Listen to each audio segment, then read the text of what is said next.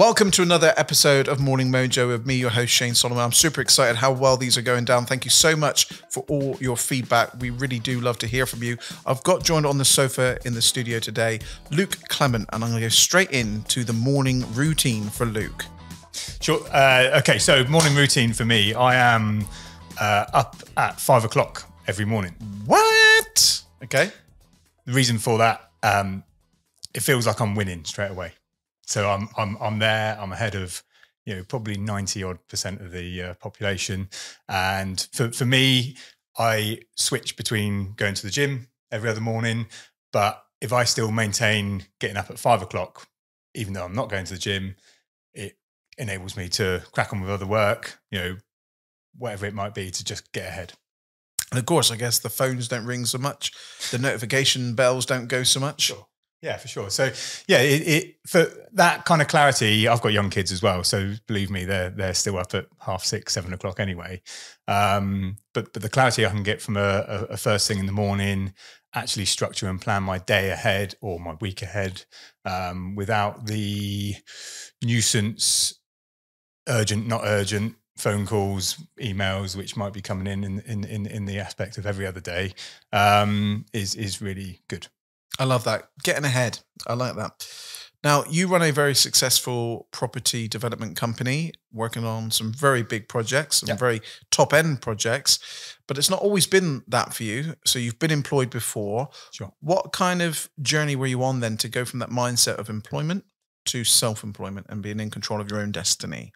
Okay, so for me, I was a PE teacher in a secondary school. I did 3 years training, and I did 5 years of teaching. So to come away from that was a big thing.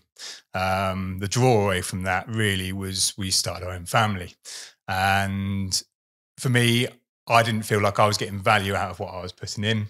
So we had to cut ties and get out, and I went into self-employment straight away. I picked up what was my family trade of painting and decorating. I went straight into self-employment, found work by hook or by crook, not a lot of systems in place, a little bit of reacting and firefighting as you went along, but eventually kind of, made it as an absolute full-time, self-employed job, let's call it. And that cutting in is an art, my friend. Yeah. You've got to have a steady hand. And I tell you what, it's one of these things which I think we'll get onto in this podcast is about delegating it to people that know what they're doing. And if that's their skill set, doing that. And it's only recently when we've had our house decorated at home, we get a professional painter and decorator in. Yeah. And I've been there before, I've tried it. And it's just like, it's just not happening. Yeah. And I would it takes you twice as long at least. It's just like, oh my goodness, what's going on? So, that being said, I think that's a skill that you was talking about earlier on that you need to learn on early on as you can about delegating and not doing the jobs that you're not good at, right? So for one of the hardest things to let go for me at the time was that aspect of being on the tools, so in construction, we all want to get off the tools. It's a big ambition. And it's easier said than done, because if you can do it, then you carry on doing it until you realize that it is exactly doing that that's stopping you from growing your business. So for me now, I came off the tools 4.5 years ago. And that's where we've gained the most traction, where I can focus on lead generation, where I can focus on implementing systems and strategies within the business to actually grow. We've come so far since then. If I was still trying to do the painting and decorating or build the brick walls or do the carpentry, we would be nowhere near the kind of progress that we've made so far. So how do you learn the skills in business? So you've already studied being a PE teacher and getting to that level. That's not business skills and learning. So how do you then go into what you're doing now? For me, I was very lucky. I found a great business coach 5 years ago, which is why there was only a very short period of time between me finding a good business coach to actually coming off the tools and recognizing that was something which was holding me back. So having a business coach is is a great thing to get involved in. Someone that's been there before, that knows the ins and outs of business, they can advise you, but essentially you're there still pushing your journey along. I think in terms of learning, there's nothing quite like doing it. So I never went to business school. I never managed a corporate company or anything like that via my own experience. So for me, it was gradually turning up the discomfort level piece by piece by piece, and I still do that today. You know, every morning, every week, every month, I'm always looking at, right, what can I do that's going to push us forward as a company, develop better wealth for me and my family. And the answer almost pushes me out of my comfort zone every single time. But you've got to carry on. Otherwise it will stay stagnant exactly where it is. I mean, there's a great saying I live by, and that is, you don't have to be great to start. You just have to start to be great. Sure. And I think you definitely have to harness the passion for what you believe in and stuff. In fact, we had a guest on here, the very first podcast with Sophie Grattan, and she said that basically if you follow the passion, and this is a running theme actually throughout these conversations, follow the passion and work out how to make the money from it. Yeah. You know, and trust in it. You know? Yeah. Well, you do well at what you love. That's right. Totally. So what about your inspirations then? Where have you drawn your inspirations, and from what age? I mean, did you hit, you know, were you at primary school and thought, do you know, one day I want to be a painter and decorator, you know, and be in control of the industry? Yeah, absolutely. So I think, I mean, I've never really thought about this, I guess, until probably the last couple of years, because until you're on that journey, you don't realize where your inspirations came from. But actually, I have a whole family of self-employed or business owners. So my mum had a needlecraft shop in Tavistock, which they've just sold the business. My dad was a self-employed painter and decorator when he moved down from London. My granddad had a pet shop. My nan had a haberdashery stall. We've and on. So there's something that felt very comfortable for me.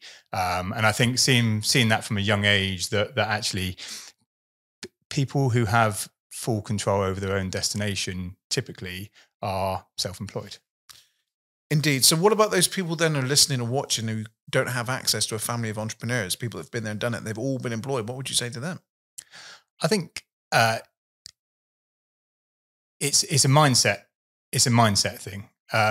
If the insecurity of starting your own business feels uncomfortable, then it's being able to take baby steps towards that, and whether that might be starting a small side hustle, as we might call it, whether that's your step towards getting out of your comfort zone, and making sure that you're not overcommitting yourself and you don't feel too vulnerable by doing that. I think the momentum shift by actually being able to see a smaller success from just some side hustle would give you the confidence to be able to take it bigger. Yeah, it's all about those steps, isn't it? It's all about making those steps early on and just setting yourself achievable goals. Totally, yeah. And doing that as a side hustle. And, you know, it's fine because a job is great because it earns you a living, right? For sure. But being a business owner can earn you a fortune. Yeah. I mean, no one's going to make great levels of progress unless they're comfortable with failing, because we've all done that, you know. From failure we learn, and yeah, from failure we learn. I think anyone who looks at someone at this level and goes, "That's where I want to be," if they saw the journey that they took to get there, there'd be a lot of dark days, and I think you have to accept those dark days to be able to get to where you want to go. But it's again, it's a mindset of realizing that yes, there'll be dark days, but you've got to enjoy it still. Sure. So that's the PA calling, don't worry. We're not even going to edit this out either because I like it. It keeps it real. I just want to say, you talk about dark days there, and as entrepreneurs, we get them for sure. What do you do when things aren't working or going in your favor? Okay. I mean, I think for me, it's about stepping back. So it's very easy as a business owner to be trying to run the day to day. I think the more you run the day to day, I think the more likely you are to miss the important things. So if something isn't going right, I think it's an opportunity for you to step back, look at the bigger picture. For me, I'm quite lucky now. I've got a team around me. So we have, red, amber, and green kind of look what's going on here. And if it's red, then I've got people to try and bounce that around. If you haven't got your own team, then you need to have someone to talk to, whether that's a family member, whether it's friends, whether it's a business partner that you're looking to go into it with. I always feel like, a problem shared is a problem halved. It's brilliant to be able to get someone else's perspective, because if you keep it inside your own head, it can fester. And they're the times where people tend to go, actually, I think this is enough for me. What about this question then? What does success look like for you, Luke? Because success means different things to different people. How do you define success? So I, personally, I've got a 25-year framework, which is taken from Dan Sullivan. And so I've got a 25-year framework of what I want to work towards. And believe me, once you start achieving those goals within a much smaller time frame than you ever anticipated, then what success looks like changes. And I think it's important to look far ahead and define what you feel success is going to be for you. But actually, the reality is you can get there a lot quicker than you ever anticipate. And then success needs to be an ever-changing thing. Yes, indeed. In fact, we had Sean Wallace on the show, who's one of the chasers on the chase, the Dark Destroyer. And he said that you constantly want to be setting your goals. Yeah. Because once you achieve them, you need to set yourself that next thing. Yeah. Don't you? And I think that's true. I mean, every goal I've ever achieved, once you get there, you are on to the next thing. I think that's a natural thing, isn't it? I think if you're willing to accept that once you've achieved success, then it's not just a big celebration and that's it, it's over. I think, us as business owners, correct me if I'm wrong, we're there for the journey. We're there to be ever grabbing for this success that we set out to achieve. So. And how would you like to be remembered? You've got a long life ahead of you, but once we, leave this plane, what do you want to be remembered for most? So I started my proper entrepreneurial journey at the age of 28, 29. It's a couple of years ago then. Yeah. 5-6 years ago. Yeah. I can believe. Yeah. So, which, okay. Some may look at that and say that's still quite young, and yeah, okay, it is. But genuinely, I wish I'd started earlier. Mm. So I'd love to be able to put my kids in a position where they can have that choice properly. I never really felt like I could. So a legacy to leave behind, really, for me, would be encouraging my kids to be able to have the flexibility to be able to have a massive impact on the world and pursue their dreams, right? Yeah, and just not be held back by anything. Yeah, dictated to, constrained by. Yeah. Yeah. Because it's a tough old world. I don't care what people say, in the world of entrepreneurship. Yeah. And having your own business, and then when you start to employ people, the responsibility is real. Yeah. And and there are sleepless nights. For anyone that says that it's all rainbows and unicorns, far from. Certainly the early days. I mean, you look at even the big ones, or your kind of Richard Bransons of the world. Their kind of stories of early days is. Even on our small scale, where we started from. And some of the stories that I could tell you of the people that we employed, what that looked like, what customer service looked like, it's totally ridiculous. You just wouldn't believe where we started to where we are now. But you've got to go through those motions to be able to get to where you want to be. Indeed. What one skill would you say is useful for anyone listening today that they could go away with and kind of focus on, that you use daily, that's really, benefiting you? Yeah. Okay. I mean, communication. For me is probably the biggest one. So for me, every time I want to do something with the company, it's about communicating what I want to see. So it's at the moment, it's communicating to operations manager for how I want to see our operations, what I want to see our clients how I want them to feel, how I want them to see what gets done and by when, what's important to us. I think even when we look at scaling the business up, again, it's about communication of when and how and what resources we need to be able to do that. And typically, again, going back to where we're talking about being kind of introverted, keeping everything to yourself. If you keep everything to yourself and you don't communicate it with your wider team, or you don't communicate it with a finance person that you want to speak to, or business consultant, or whatever it may be, that's when you lack progress. Progress happens when you communicate and you pull from experiences of other people, or you delegate things to other people. Great advice. And communication really is key. And sometimes you can say a message and it doesn't get through. So sometimes it's making sure that it is getting across as well. Yeah, totally. Follow up actionable tasks. Yeah, absolutely. Yeah. Personal development. I love personal development. I try and stretch my mind by listening to different audiobooks. I watch videos of great mentors that I've never ever met. In fact, some of them have passed away to the, skies above. Yeah. Do you have any kind of personal development routine? Do you listen to any kind of podcasts or anything like that? So I haven't listened to so many podcasts, but I've listened to a lot of Audible books. I choose Audible books because I feel like I don't read very well. I'm the same. Yeah, I'm exactly the same. I'm the same. It's weird. It's not that I can't read, probably like yourself. I can read, but my attention doesn't stay there. Stick there. There's something great about Audible books where it feels like more of a story. You can really and you can kind of switch off. I can do it whilst doing other things. I can do it whilst I'm driving to a site or just about to fall asleep. That kind of thing. So yeah, Audible books have been brilliant. I can think of lots of different ones. I think there's one called Traction. I can't remember the name of the author now. Okay.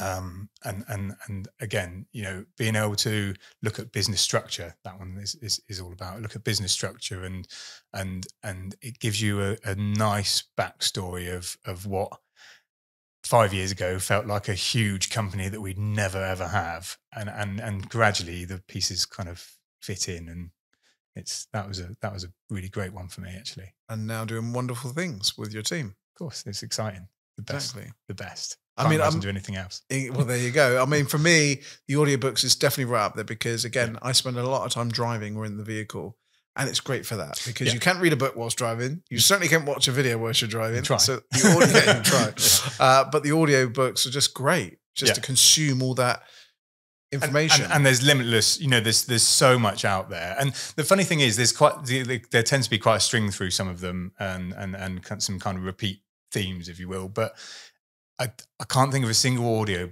book that I haven't listened to where I didn't gain something from it. Yeah.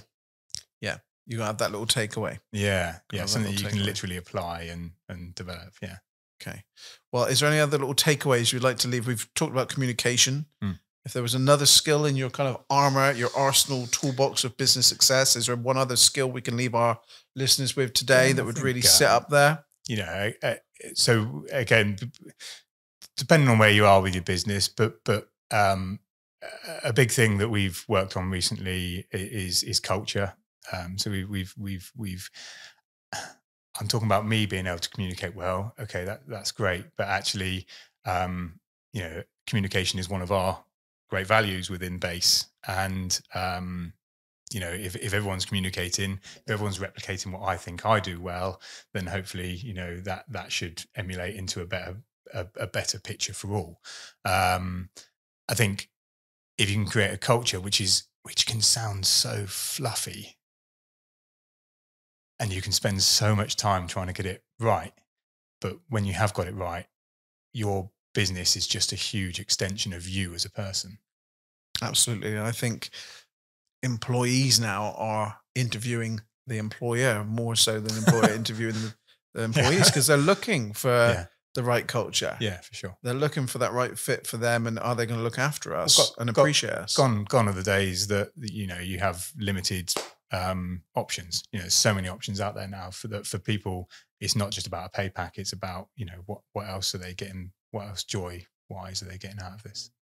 And for me, the team that work here with me are all assets. I want to look after them. I want to make sure that they, are hitting where they need to be and hitting their goals and health and wellness and all these things that come into it. We've got you can feel that. You can feel that when you're here. But it's so important, isn't it? Yeah. Yeah. Well, look, Luke, I'm over the moon that I've been able to get you on the podcast today. Of course, the people listening or watching this won't realize that you were here for another business that I'm involved in with your partnerships. We did a podcast for that. And then the wonderful Brock kind of said, well, hang on, whilst he's here, why don't you do it? And I'm like, yes, actually, this guy's got some nuggets that I'd like to extract and put onto the show. Have you enjoyed it? Fantastic. Great morning. Fantastic. Absolutely superb. Well, there we go. If you're not already connected to this man, make sure you do so. Luke Clement. He is the man to follow. A wonderful company. And just give your company name a shout out. It's Base Property Support, and we are building contractors. Absolutely superb. Well, there we go. Share it, like it, love it, subscribe. Thank you very much to everyone who subscribed so far. This is all aimed to motivate, inspire, and connect awesome people. My thanks, as always, goes to my wonderful producers here. That is, of course, Megan and Jay. Thank you very much indeed. As always, I will see you in the next episode. Thank you very much, Luke. Thank you.